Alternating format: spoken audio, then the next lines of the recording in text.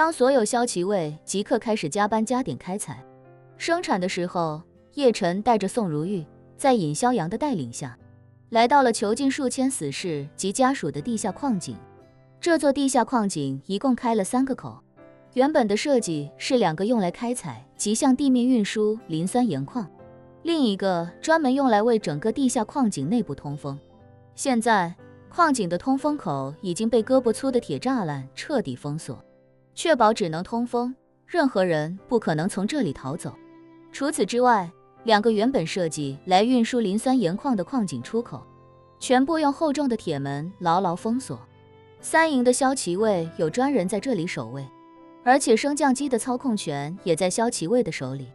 大门封闭，升降机关闭的情况下，下面的死士根本不可能逃得出来。况且，死士与骁骑卫虽然一个相当于囚犯，一个相当于狱警，但实际2者的命运没什么不同。死士不能擅自离开矿井，而骁骑卫不过比他们多了几公里的活动半径。以杜克矿业的采区为界，他们也没人能够随意离开这个桎梏。正因为如此，死士也根本不会试图逃走，因为逃出来也没用，一旦解药的时效到了，他们就必死无疑。3人来到入口处，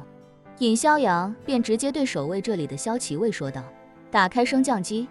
我们要下去一趟。”骁骑卫对他唯命是从，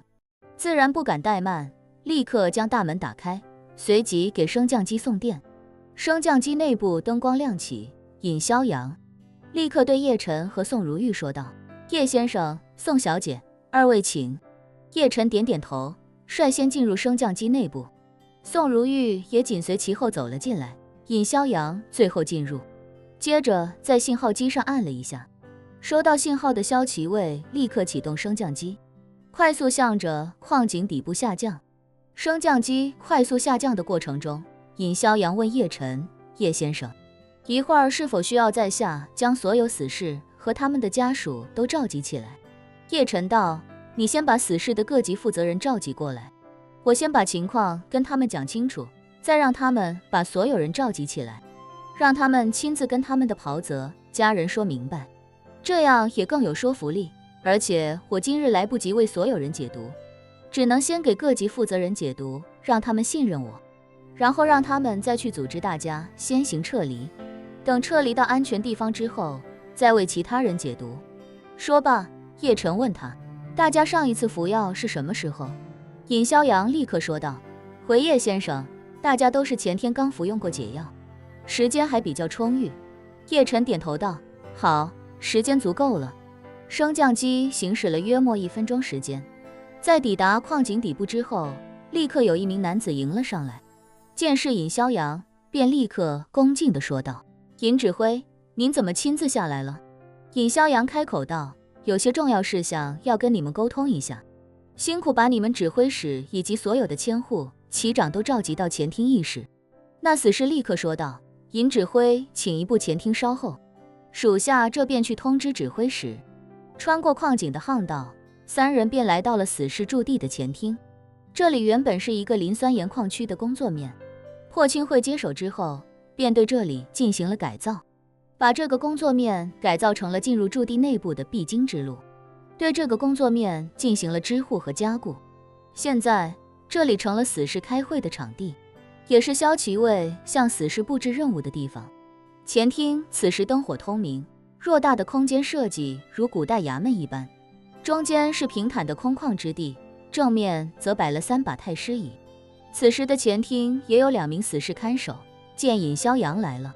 便立刻上前，恭敬地说道：“属下见过尹指挥。”尹逍阳点了点头，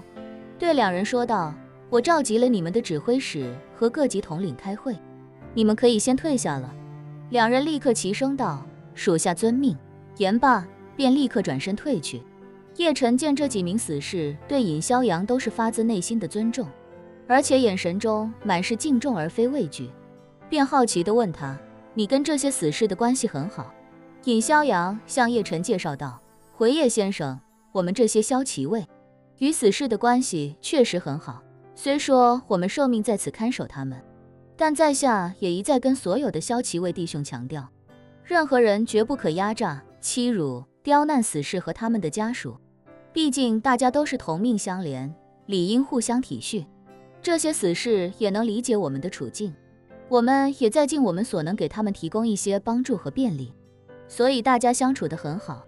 叶晨点了点头，感叹道：外面的社会，阶层与阶层之间早已形成食物链，剥削和压迫也多是层层传递。很多人受了上面的委屈，便要加倍发泄在下面的人身上。你们在这里能意识到死士和萧齐卫同命相连，并且互相帮扶，这已经实属不易。一旁的宋如玉听到叶晨这番话，脸上不免有些发烫。他发现自己竟然就是叶晨口中所说的很多人之一。宋家几百年来都被破清会掌控，被破清会压迫，可自己再来到杜克矿业之后，对杜克矿业这些萧齐卫并没有同情和体恤，相反，自己对他们更加严苛，甚至还有滥杀无辜的行为。现在想想，实在惭愧至极。很快，前厅之后的巷道里，便传来了整齐划一的列队跑步声。一位留着络腮胡子的中年壮汉，带领20余人快步跑了过来。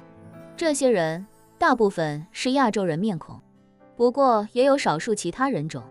这些其他人种也都是很多年前便被破清会掳来逼迫其成为死士的，于是他们的子孙后代便也成了死士，并且接受了统一的汉化教育。一众人快步来3人面前，为首那人有些惊诧地看了看叶晨，